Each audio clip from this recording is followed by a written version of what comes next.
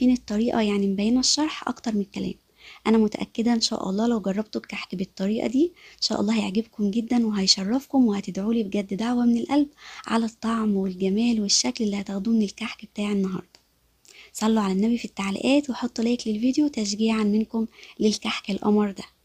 اهم حاجة برضو وانتي شغالة لازم كل فترة كده تليني العجينة في ايدك، علشان لو عملتي كمية من الدقيق هتحسي ان هي نشفت وشققت معاكي شوية.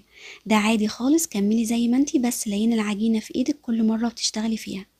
اهم نصايح برضو علشان يطلع معاكي الكحك مظبوط وناجح جدا حتى لو اول مرة بتعمليه، انك ما تزوديش في كمية الخميرة والبيكنج باودر. زي ما قلتلك، معلقة صغيرة من الخميرة، ربع معلقة او نص معلقة صغيرة من البيكنج باودر، وكمان ما تكتريش من السوائل خالص، علشان هي دي اللي بتشقق الكحك وبتنشفه وبيطلع معاكي مش مظبوط خالص.